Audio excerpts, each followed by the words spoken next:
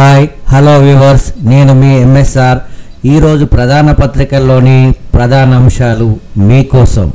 Quota కాదంటే కష్టమే, స్థానిక ఎన్నికల్లో బీసీల ప్రాతినిధ్యం పరిమితం, ఓపెన్ కోటాలో నిలిచి నెగ్గలేకపోతున్న బీసీలు, గత 2 టర్ముల ఎన్నికల గణాంకాలే సాక్ష్యం.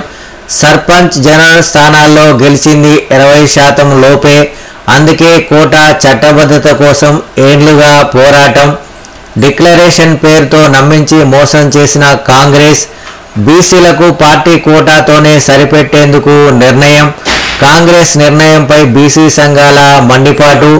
రాజకీయ అవకాశాల కోసమే చట్టబద్ధతకు డిమాండ్. పచ్చని పొలాల్లో గ్రీన్ ఫీల్డ్ చిచ్చు, 5,000 ఎకరాలకు పైగా పంటలు నాశనం, చెరువులు కుంటలు కూడా కనుమరుగు. రాష్ట్రంలో 40 గ్రామాల నుంచి రహదారి, 12 లేన్లతో తెలంగాణలో 118 కిలోమీటర్ల road, future city, Bandar port, green field హైవేకు ప్రాథమిక అలైన్మెంట్ తయారీ. ఇప్పటికే RRRకు భూములివ్వని రైతులు, బహిరంగ మార్కెట్ ధర చెల్లిస్తేనే రోడ్డు పనులు ముందుకు సాగేందుకు అవకాశం. ఇప్పట్లో సాధ్యం కాదంటున్న అధికారులు, మరో రైతు ఉద్యమం తప్పదంటున్న విశ్లేషకులు. కారు ఇక జోరు, 60 రోజుల్లో అంతా సెట్ కావాలి. బీఆర్ఎస్ అధినేత దిశానిర్దేశం. పార్టీ సంస్థాగత నిర్మాణానికి అడుగులు, స్థానిక ఎన్నికలను బట్టి నిర్మాణ ప్రణాళికలు, నియోజకవర్గాల వారీగా పరిశీలకుల నియామకం, ముందుగా బూత్, గ్రామ, మండల కమిటీలు, ఆపై నియోజకవర్గాలు, జిల్లా, రాష్ట్ర కమిటీలు. జూబ్లీ హిల్స్ రిపోర్ట్ ఆధారంగా కేసీఆర్ సమీక్ష.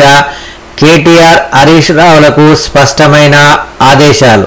3 ఆప్షన్లు: 1 ఆమోదించడం, 2 తిప్పి పంపడం, 3 రాష్ట్రపతికి నివేదించడం. 4వ ఆప్షనే లేనే లేదు. బిల్లుల ఆమోదానికి టైం లైన్ లేదు. 5 జడ్జీల రాజ్యాంగ ధర్మాసనం ఏకాభిప్రాయ తీర్పు. వ్యక్తిగతంగా జడ్జీల పేరు మీద కాకుండా కోర్టు పేరు మీద తీర్పు.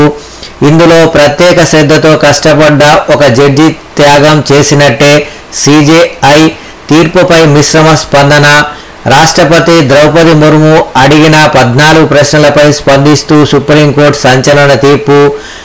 కారణంగా చెప్పకుండా గవర్నర్లు బిల్లులు వెనక్కి పంపొద్దు. ఆర్టికల్ 200 కింద విచక్షణాధికారం ఉందన్న ధర్మాసనం. గతంలో ద్విసభ్య ధర్మాసనం ఇచ్చిన తీర్పును పక్కన పెట్టిన సిజేఐ ధర్మాసనం సుదీర్ఘంగా 10 రోజుల పాటు అన్ని పక్షాల వాదనలను పరిగణలోకి. సన్నబియ్యం పంపిణీ పథకం విజయవంతం. దేశమంతటా ఈ పథకాన్ని విస్తరింపజేయండి. కేంద్ర మంత్రి ప్రహ్లాద్ జోషితో సీఎం రేవంత్ రెడ్డి వెల్లడి. సన్నబియ్యం ఇస్తేనే సంక్షేమ పథకం ఉద్దేశం నెరవేరుతుందన్న సీఎం. అవసరమైతే దీనిపై అధ్యయనం చేసి తగిన నిర్ణయం తీసుకోండని సూచన.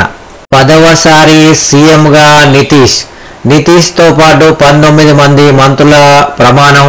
పెద్ద కూటమిలోని చిన్న పార్టీలకు కూడా ప్రాతినిధ్యం.